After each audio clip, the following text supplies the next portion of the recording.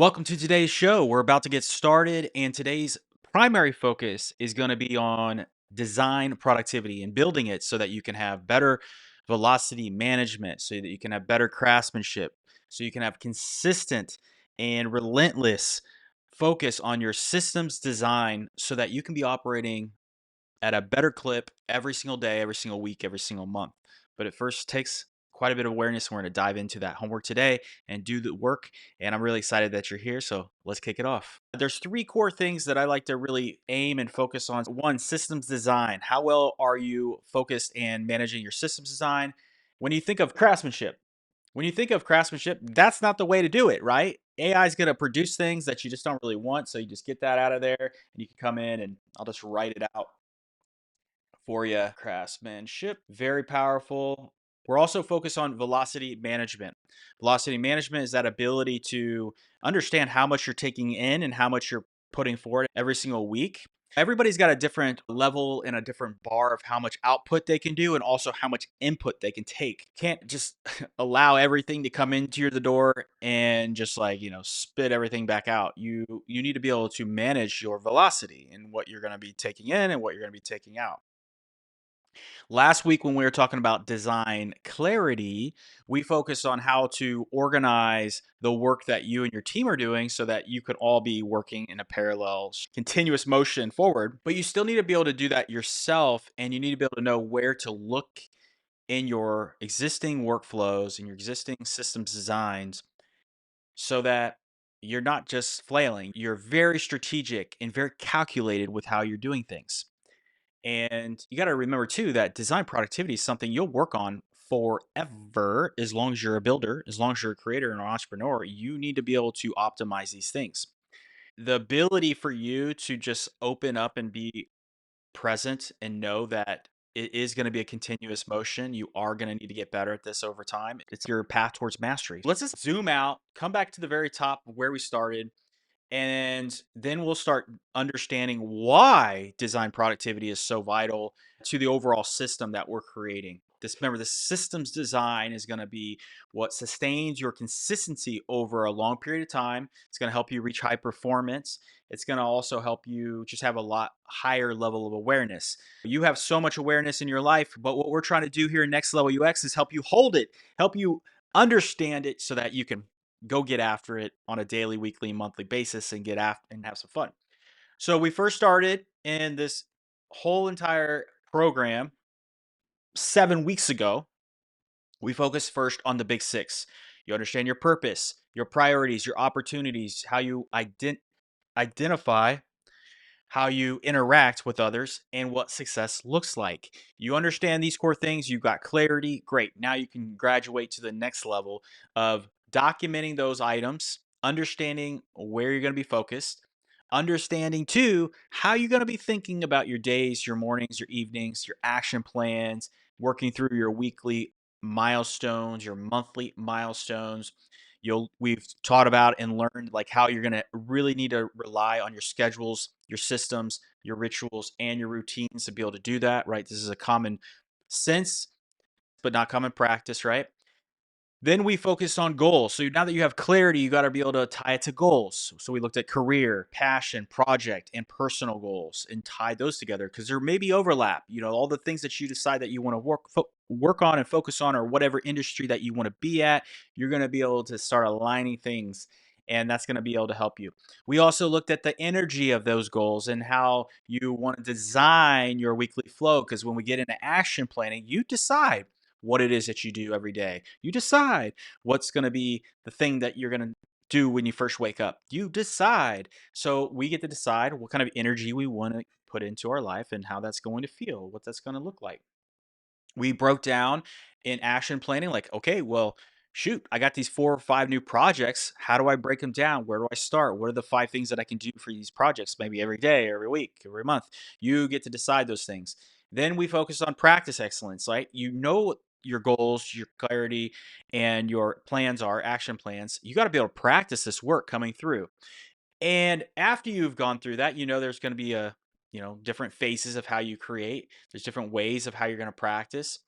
And when we keep scrolling through here, we look then at the design energy capabilities, your design clarity capabilities. So you know all the things that you do throughout the year, they can be compounding. They can be building off of each other. And once you can understand that, you start to think about the long game. Now, I was just in a podcast yesterday, what was it, 2 days ago, and we were talking about this compound effect. And if I could go back in time 10 years ago and think about, now that I know what I know, that I was coming, I would have continued to build the practice of systems thinking, design thinking, the ability to talk with other customers and clients and just get really comfortable solving complex problems. I would have also just continued mapping and understanding businesses and ecosystems, because now that I understand those businesses and ecosystems, now I have an incredible tool to be able to help me go and tackle those problems, like with AI. Am I starting from scratch right now? And I don't know any of these companies. I don't know what they're trying to do. I don't know how they drive revenue. I don't know what team makeup they need in order to be profitable or proficient or prolific in the things that they do. It would be like I would feel like I was starting from scratch, but I'm not starting from scratch. I'm building and compounding my experience day over day, week over week, month over month. And that's a really important principle that you need to learn while you're here, is that you get to craft this, you get to design this. But if you never put ink on the paper or move the pixels on the screen to map these things out, you will have a slower road ahead of you for your growth. So if you document it, write it out, these are going to help you. Then we looked at the design clarity, like fundamentals. So the core framework of next level UX is this system right here, where we're constantly reflecting on our people relationships, our tool relationships, and our systems relationships. We build on these, we learn about them, and we document and define them. We also are consistently fixing or working through better processes, better feedback mechanisms, and better direction. Because if you're not directing, then you're being directed. If you're not giving feedback, then you're struggling, or you might be struggling with ways to get better, and you might have blind spots. If you don't have better processes in place for your people and your systems, then you're just basically at the whims of other people designing and architecting what it is that you're experiencing, you're doing every day. You don't want to do that. And then around these bells and whistles, we have our bigger ecosystems of intentionality, ambition, and dedication and determination. That athlete mindset to get better and to come prepared and aligned. And then we looked also at the design clarity systems framework here, where you can be thinking about your people mapping and your process mapping, getting better at that. And then to start writing out what we're doing across our projects, actions, outcomes, and opportunities, right? So, all of this said, these are all systems that we've designed that we're working through. You looked at design clarity last week on how protecting your team's peace, because you're right. If you don't know what you're building and why you're building it, how you're going to build it, and what the result is that you're looking for, and you're not helping your team carry that torch all the way to the finish line, you'll notice and you'll experience just a slow road of growth for your product or experience or for your team. So now that we have all that set aside, we also understand that if you're going to start turning on your productivity muscle to be productive, to have a high level of productivity, you need to have a high level of production. And if you have a high level of production, you need to know what it is that you need to build and why it matters, so that you're not just spending time building all these sorts of things that nobody uses, or not building, but spending your time in a way that is just not serving you in the long run. So get radical about your focus on what you're actually going to be doing. And now that we're already in the close to the middle of June, you still have this whole second half of the year to dial this in and get better, right? So if you were to do one thing today to get better on design productivity, the first thing that you would want to do is make sure that you've taken stock of your systems thinking, your design systems. Like, what are the systems around you that you have maybe taken for granted or you haven't designed at all? This could be, like I was telling you before, your systems consist of your rituals, your routines, your schedules, and then the systems of action that you do every single day, every week, every month. So if you just have an idea of what those things are, whatever they may be, you document them and you can work through them. That's a good start. I also built this other graphic, and just like thinking about it at a higher level. And I know it's like there's a lot of information on the screen, but when you think about when you're planning the week ahead, and this is a really important part of design productivity, in order to be even quicker in your flow of your days, you need to know what it is this you're doing. What are the priorities? What are the opportunities? You want to know that stuff before you sit down to do the work because that is a part of the work. Planning is a part of the work. So think about in this example, I had I for setting the intention. I have homework inside of Next Level UX. When you go into action planning, you'll do this homework, and I spent a lot of time this past week improving the homework experience inside the Next Level UX platform, and I'll show you that later. But when you're thinking about, okay, well, what's the outcome? I need to name the outcome because I'm setting intention. In one sentence, what is your single most important intention for the next 90 days? Like I wrote, I must help Jamie, Jude, Chris, and Avery win. These are Stack, Diary Media, Alex, Norton Electric. These are just people that I've engaged with over the last couple of weeks, and I want to help them. I want to improve the things that they're experiencing, working on some projects. Okay, great. Now that I know that, now I need to raise the necessity. Why must this happen now? Who is depending on it or on me? What is the cost of delaying another quarter? There's always a loss pain from not doing something. So you wanted to be able to tackle some of that. It's just getting more clarity. Future self. It is 90 days. In 90 days from today, I delivered this. What changed in my work, my energy, and my relationships? I need to write down what it was. And then maybe my first move. What is the smallest, most concrete next action that these are just examples of certain type of homework. We have it inside the platform, but I just wanted you to see it in one state that just documenting and writing these things out and doing some projecting and some project planning, you'll be way more productive with how you're executing through things. Because a lot of people, they'll just show up on the Monday and they'll go to their meetings and then they'll wait for other people to tell them what they need to be doing versus being proactive. And once I learned this in my career, this is where you start to see, wow, 2, 3, 4 times more efficient and effective in your discipline when you can do this effectively. So plan it. Plans are nothing. Planning is everything. I think I have this Dwight D. Eisenhower down here. That's a pretty cool quote. So now that we understand this and we have all this clarity and all this effort that we're doing, we still have to show up and do the work. So if we're looking at the 12 pillars, and if I just made a little bubble here, let's see here, 10, and I'll make it red. So we went through clarity, goals, action planning, practice, design energy, design clarity. Now we're focused on design productivity. We're going to be tackling that today. And we were looking at these different elements, continuous improvement. All right. So we got our focus. We got an idea of what we're going to be doing. And if you didn't know, okay, so I actually wrote this playbook many years ago. And the whole reason why I even created Next Level UX was to be able to continue to sharpen my blade, continue to sharpen my craft, and just put everything that helped me become successful in my career into this and build the systems around, well, what are the greatest teams doing? What are the best designers doing? And right now in week 7, we are in this position where you start to learn these amplifiers. And if design energy was one amplifier, so you know how to show up and have that consistency week over week, and then design clarity was about doing that plus supporting your team because you're not working on these things alone. You're working with your people and you're moving projects forward. Design productivity is like taking both of those and understanding the environment that you're creating in. It's the same thing if you're planting a garden, you plan where you want everything to grow and you want to create an environment that will help you be set up for success.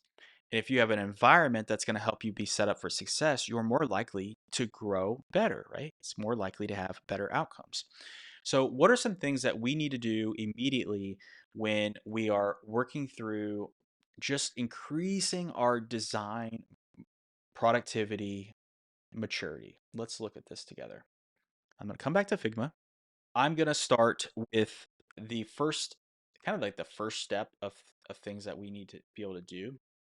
And I write in my planner, my book, evaluate your tools and processes. Now, we started doing that up above in, sorry for the whiplash. We started defining that here in this step. So if I was to take and understand my tools, my tooling, and my processes just a little bit better, This might be where you just need to take an audit right now, and I'm sure you're using a lot of things because of you're using a lot of things because there's just a lot of tools available, but just take a quick stock. What tools are you going to be using? The better you can get with the tools that you use, the more like electric you're going to be. So if you're in like say Figma or Photoshop, you just write them out. I'm just going to say Claude and I'm going to say Codex. I'm going to say I'm still going to say bold. I'm still using that pretty good. I'm still using GDocs. Still using what else are we using? Yeah, even the simple voice memos on Apple. Different things, different ways, different things that I'm doing. Just like getting a good idea about what those things are. Now, your team and your weekly flows, they might have completely different tools, different processes that they have already set up. Now, what's the benefit of knowing what your team's tools are and how they're using them? It's not about territory. It's not about you being like you having access to tools that they don't have access to. It's just about having an open transparency about like, hey, if you're designing something in Photoshop or in Figma or in Claude Code or Codex, you want to think about, well, for the things that I create, how might I be able to share the information or the resource, the artifact or the tool with my fellow teammates? Now, that in some cases it's not relevant to everyone, but if you're sharing and you're working on a team and the team can benefit from what you're creating, there's amplified effects there, right? So if one person can use it, two people can use it, 10 people can use it. You really saw the power of that at bigger tech companies like a LinkedIn or a Facebook because you could share and everybody could benefit from the work of one designer. And I think that's still important, but I want you to think that way, but I also want you to do it for the processes and systems and the tooling that you do. Because if you're aware of your tools and your processes and all the things that you're doing, you can share that with your team and they can benefit from it. But if you're always working in silo and by yourself, then it's just harder for people aren't going to be able to know what you're doing and they're not going to be able to see all the great things. And it's not about giving things away, it's about sharing, and it's you're still on the clock, you're still working for your company, and contributing to the greater whole of your company is going to help your company win. So make sure that you are thinking about those elements and think about if you are going to introduce a new tool and all your team is going to know it or use it, think about how you would onboard the rest of the team to know, oh, what are the learnings of this new tool? Or what's the sequence or the time frame that the whole team is going to be using it? And then how can you lead and manage bringing people together to talk about the new tools that you are introducing or sharing? Adobe comes out with new things, as Figma comes out with new features. Also, if you're a tools expert, you're able to share some of the ways that you're using it with the rest of your team. And that can be also beneficial and can be like a butterfly effect of supporting and helping other people that are also trying to build inside your ecosystem. So it's a really important thing to do that. Also, when you go through process reviews, this is really helpful because if you see a process and you know that when you go through the process, excuse me, you go through a process and say there's like, how many circles am I doing here? All right, so there's one, two, three, four, five, six, seven, and I'll just do another eight. So let's just say something that you do every week. So I'll say process A.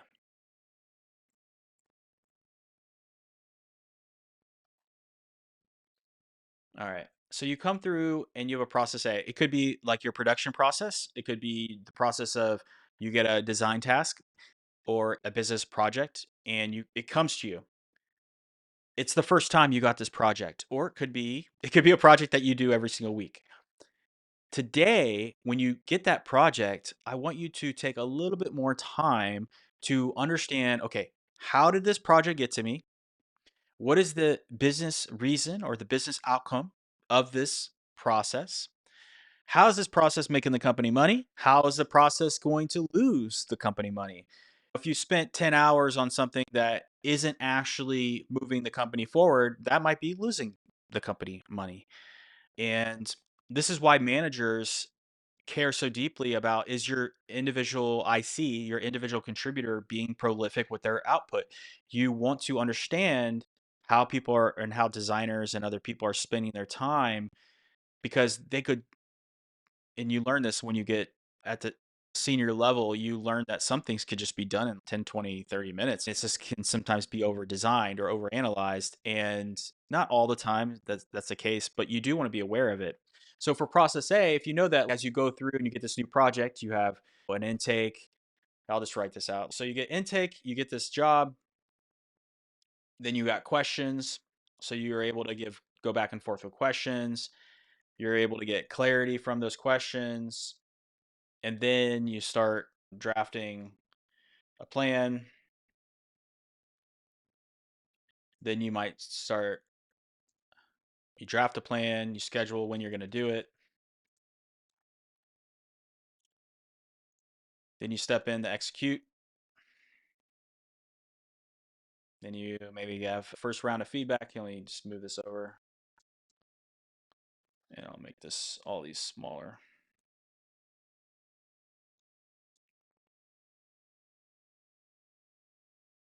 So intake, questions, clarity, drafting plans. Remember, we're focused on design productivity. In order to have high design productivity, we need to understand and have more awareness of our surroundings. It's so obvious, but it's just not something you practice. And I'm just obsessed with systems thinking and these sorts of things. So it's like, this is probably why I end up teaching these things, because I see it, and just I see how designers don't really think through these things. Or even business owners and creators and entrepreneurs don't do this sort of work. So we're slowing down our mind to be able to make sure that we understand what we're actually doing. So we're intaking information, we have questions, we have clarity, we're drafting plans, we're scheduling, we're executing, we're getting feedback. And there might be a cycle where you're going back and forth between these things. Like you get feedback, you come back to execute and you do it again. You get feedback, you come back to execute and you do it again. But if you have better understanding on the front side, you're able to do this a little bit better. And then maybe you are getting it ready for actually production. Let's call it production. And it's a really simple way. Every single week at media companies that I worked for, we would be producing content, thumbnails, designs. It's a very fast process. There's definitely review steps to it, but it's fast, and you know what, maybe what the whole plan is for the whole month, or you know what it is for the whole week. And then sometimes marketing or advertising will be like, we need it actually today, we dropped the ball, we didn't get this scheduled, but we're going to need to execute it right away. And then you would basically, instead of coming in having some of these processes would still be in place, but they're just condensed. So that's why it's also very important when you're intaking information, you understand from a business perspective, what's the sense of urgency around the project that you're taking on, because it could be like, we need it tomorrow, we need it next week. And if you need it next week, there might be different paths to getting you to the execution step or to the feedback in a faster way, so that you can have quicker turnaround. And that's different for every company, it's different for every project. But for design, and I'll just use it broadly speaking, design is very subjective, right? So there's things that could be acceptable and things that are not acceptable. So that's when you go into this other stage of design productivity, and I called it out earlier, which is craftsmanship. Now, you have a certain bar of quality that you create with. You have a aesthetic, and you have a certain bar that's tied to your name, to your brand, to who you are. And if you get this intake of project and somebody's asking you to turn around in a week or a day, you still want to maintain your craftsmanship of what you do. You don't want to deliver slop, or especially AI slop, like I was showing you right here. That's AI slop. These issues with the that's not good. And when you are producing production level things, you don't want that to ever happen. So when you're coming in and you're designing this new process, this other very key element is craftsmanship.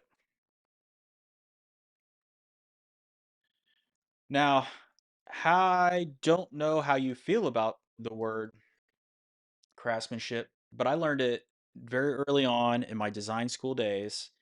And I deeply care about this word because to I want my work to be recognized. I want it to have high quality. I want it to mean something. I want it to change lives. And yeah, it might you might not think it's going to change somebody's life, but the work that I do and the work that I believe in, if I'm going to work in personal development, which I was working in personal development for 5 years, like I want to change people's lives. So a design and how the experience feels and interacts with this person, I want it to blow their socks off. So I'm still gonna, if I have a day to do something, I'm gonna make sure that I'm still bringing my highest quality, my highest skilled abilities to the project. And there's gonna be other people that you work with where they might have a different quality bar that you than you have. So when you think about your quality bar, what is what is it? What does great look like? And do you have a way to explain it? So if you do get something back from another team member and it's just not meeting the bar, how do you discuss it? How do you share it? And you know this because when you go through your processes, something to get to production has to meet a certain quality bar for your brand. Who's holding the line for that? Who's holding the standard for that? That's got to be something that you do. And then as you're thinking about your design productivity and you're thinking through, you're working through these elements, you got to make that call. You got to speak up and share it when something's just not working. So we're going to look at craftsmanship. And there's other ways to do this too. So if you go through a process and you realize, hey, we got to ship it still, and you go back through, there's opportunities where you can have a retrospective or you can have a feedback session with your peers or your team and be like, hey, I know we had to rush through this, but I just wanted to be able to avoid this in the next time we work through this. Let's do a quick retrospective. We're going to do a rosebud thorn. The roses, what are the things that kind of were sharp and that we wish were a little bit better? They stuck us a little bit with the thorns. And the buds are like, what are the opportunities for us to actually improve this experience? And yeah, and the thorns are obviously the thorns, but we got to be able to take this feedback that we get from any of our team members and be able to make it better. So don't be shy. Don't feel like you're gonna hurt somebody's feelings. That's business. You're sharing quality feedback. Just be able to give them great quality feedback and stand up for your design, stand up for the quality of things that you're creating. So, what are some other things that are important when it comes to craftsmanship? Let's think about that. And if you have them too, you can put them in the chat. I'll check it out and see if there's anything that you think about when you think about craftsmanship. But I'm thinking about quality bar. I'm thinking about, okay, it's a high quality experience. We might be thinking about the micro details, even for like motion design or color contrast or being accessible. Like all those things matter. Like on brand matters. We're thinking about voice and tone matters for craftsmanship.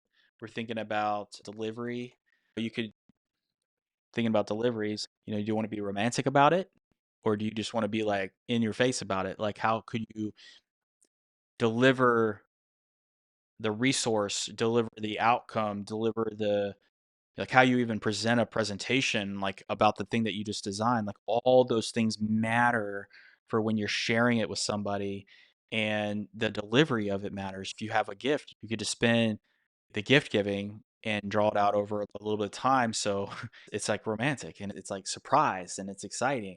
So think about how you might apply some of these things to your practices. We got processes, we got craftsmanship, we're thinking about elevating the tools. And design productivity is a continuous optimization that you have. You're optimizing your design effectiveness. You're thinking about it as you scale your skills, as you learn skills, and as you grow new skills. It's a constant thing that you can come back to. So when you're like, you say you go through this whole summer and you had multiple projects and you had things going through your all of your work, you're coming back here and you're thinking about, okay, how did June go? How did June go? Did I execute? Did I do a good job? Did I was I efficient with what I did? You can take a self-assessment and just be like, how was I feeling? Was I tired every week? Was I tired heading into dinner every night? Was I tired heading into the weekends? Design productivity is it's consistency, right? That consistency of creating, and it's the processes and the platforms and the things that we create in. They can be fluid, they can be in good flow, or they can be sporadic and create a chaotic feel. So you don't want to be in that sort of environment when you're creating.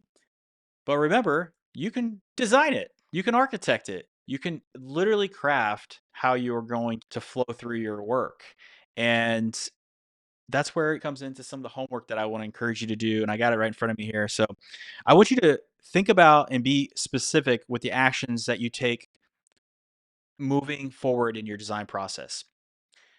And take stock of when you think of craftsmanship and your ability to do craftsmanship, how's your rest of your team producing and how are they doing? How would you like level that up?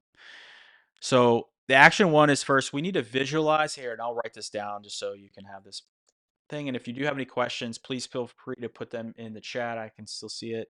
So let's just go down. So first level,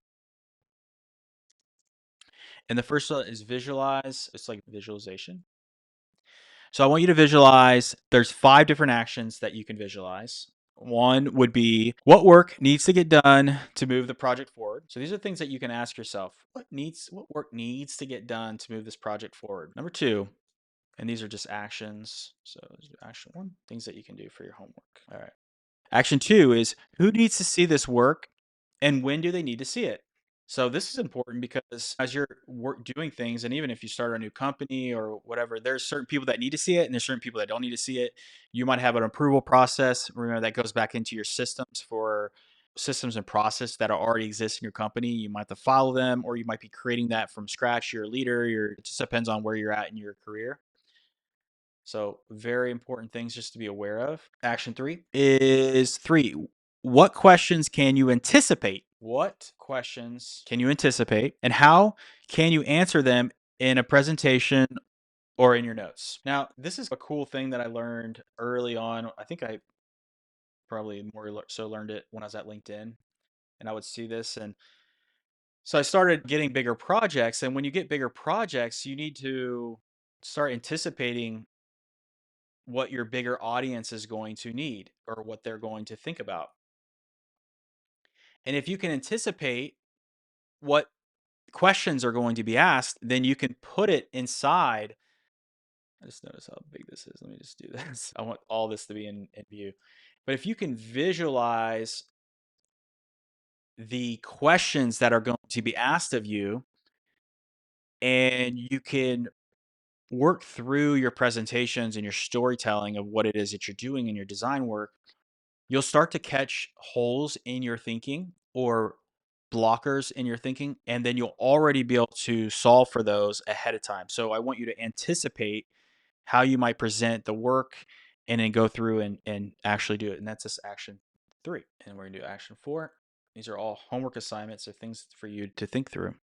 Action 4, do you have any blockers or roadblocks that would stop you from getting the work? Do you have any blockers or roadblocks that would stop you from getting the work done?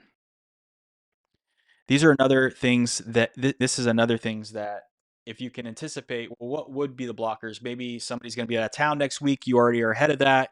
So before the weekend, before this week ends, you know they're going to be gone on holiday or vacation next week. You should already be proactive in getting that feedback from that person before you head into next week so that you are not missing the flow that you could have next week. You need to be able to keep the project moving forward. So when you're working with the team, you need to anticipate those types of things and work through them. This is going to help with your productivity across the board. You can anticipate those things ahead of time. Really simple, real simple practices. These are awareness amplifiers. All right. So action 4, and now we'll do one more action because I know, but this is next level UX, right? We take things to that next level. Let's go. All right, action 5. Do you have research, content, and engineering support and a timely feedback? Oh, this is good. This is a really good one. Do you have research? And this is the same thing for any processes when you're doing, or let me just finish writing it. Do you have research, content, and engineering support?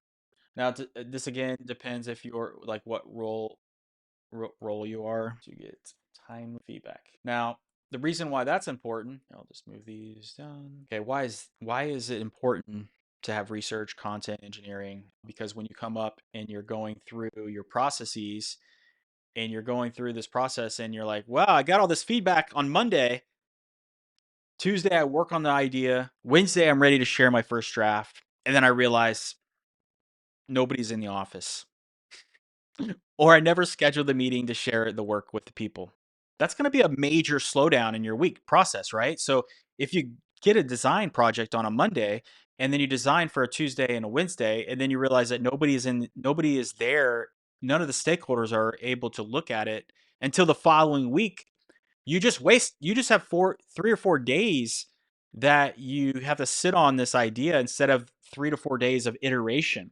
So when you have an idea or you have a project plan, that's why it's important to schedule, because you're not just scheduling the work that you need to do, you need to schedule the time of the feedback that you're going to need from your stakeholders and your parties and other people and other. I mean, it's like totally common sense, but you have to take it upon yourself as a young creator and as a even a senior creator to schedule in that time immediately, so you have those checkpoints. Boom, boom, boom. So you have 4 checkpoints, you have 3 checkpoints, 2 checkpoints. It depends on the size of the project, but just doing little things like that is going to help you so much.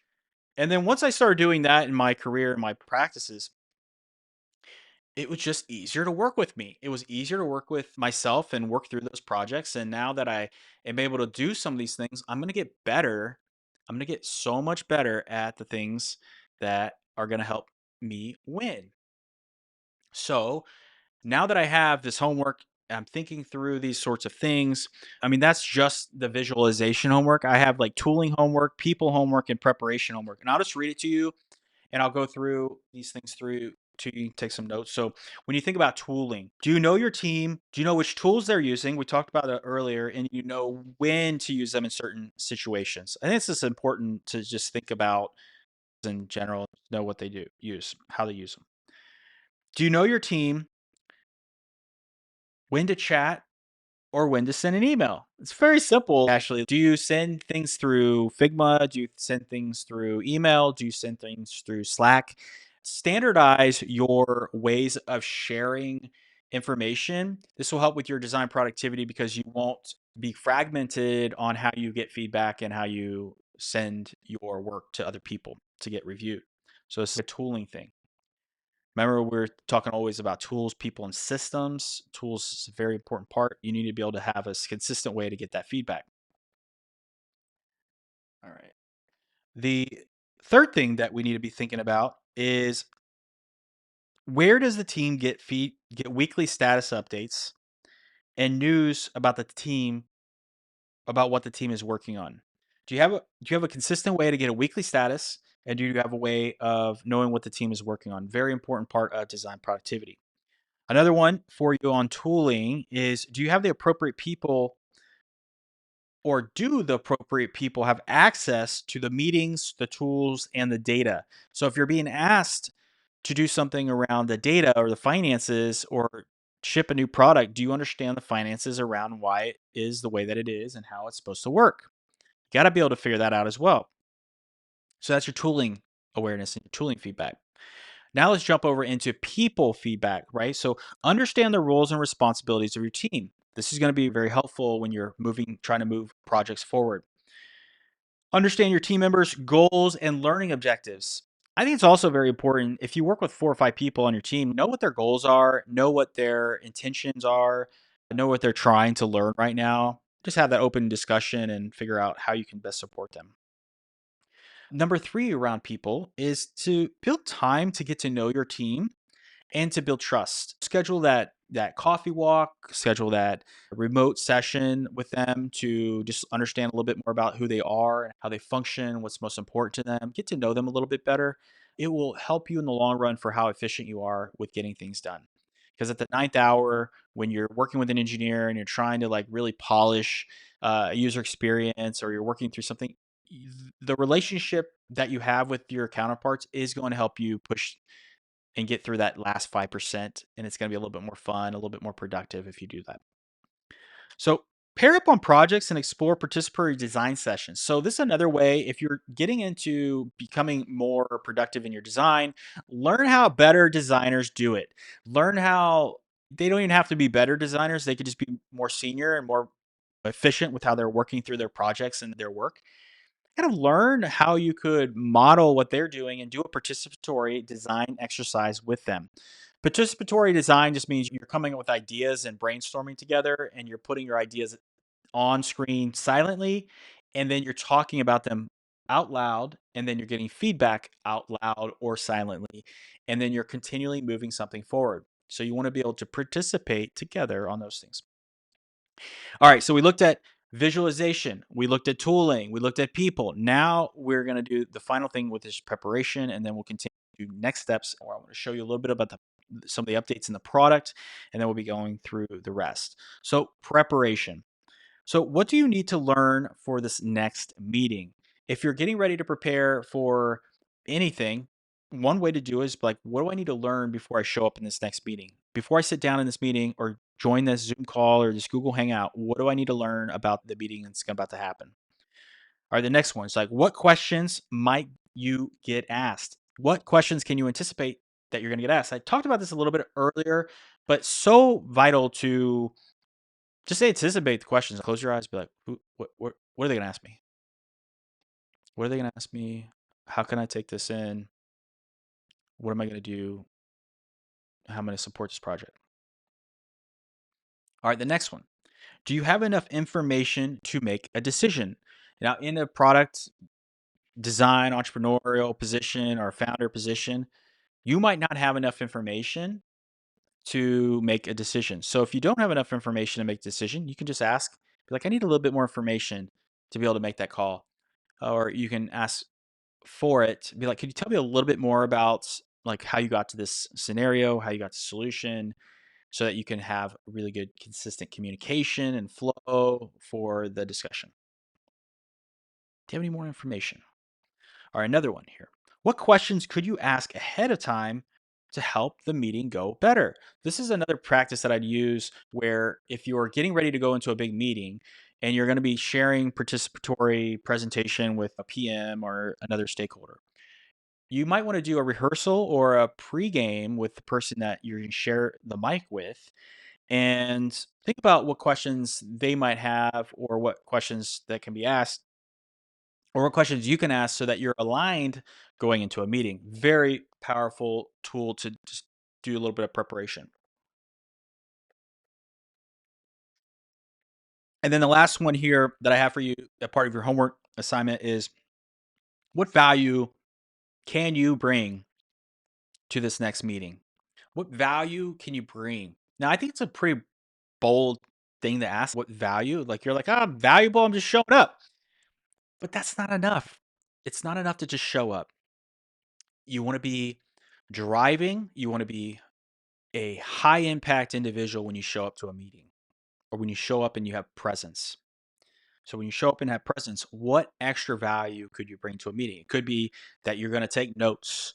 It could be that you're going to prepare the notes and not just use AI notes. You're going to think about and or you're going to take AI notes, but you're also going to be writing things down that you need to do or follow up action items with your team. Or if you know you're going to be having a meeting, you could prepare the follow up next steps in parallel to the meeting as you go through the meeting. Don't just sit there and listen. Write notes, be writing things down, be a participant.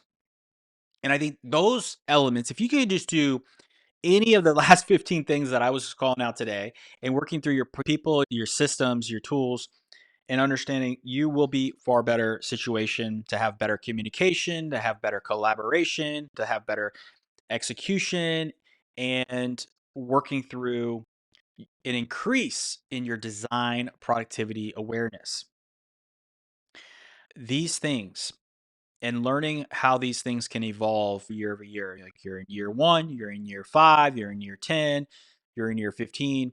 You will constantly evolve if you are continually learning. Now, I know naturally you're going to learn. You're here, you're a learning individual, but these consistent practices are going to just raise your maturity for how you show up, and you can be better, you can do better things so that when you sit and fall into a really challenging situation, you can just lock in with these skills and these practices you've already been trained on, and you can just show up to be able to work through and just do the things that you were meant to do.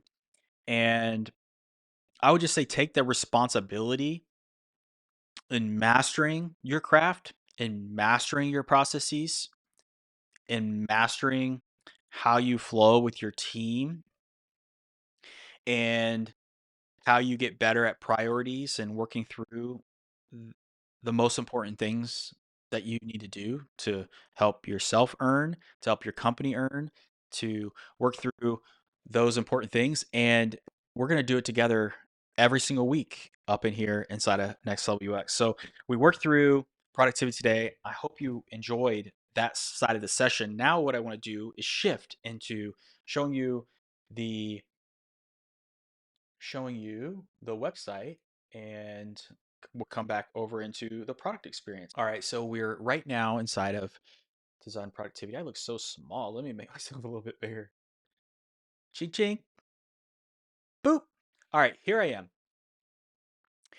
And we are currently inside of design productivity. We've been working really hard to work through the entire training system. Let's go back to the dashboard. And here I'm going to make this a little bit smaller just so you can see everything. So this past week, we were pretty busy on some tweaks. So now you can do full AI analyzation on your current plans. You can also now tap into any of these low scores of where you scored and go back into the topics to study. If you haven't yet made a commitment, you can come in and make your commitments and work through your commitments. Very powerful stuff here. And you can also still always retake your score. And there is still morning and afternoon patterns. And what I actually did too, I made this super mobile friendly. So let me just make it mobile friendly. And then when you go into a mobile friendly view, you can see the dashboard to learn the plans and journal, and then the music tab down below. I updated the bar at the top so it's a little bit more, it just flows a little bit better on mobile. And you can have the month view, your week view, and your day view for planning. All that stuff that I was talking to you about earlier. All right. So we also updated our tooltips over on the right side. So as I'm working through, so yes, last week was design clarity. I needed to work through my homework for both of those assignments. And so I even went through each individual chapter and updated the what the pillar trains on. So if we go into design productivity, you can see what we're building here.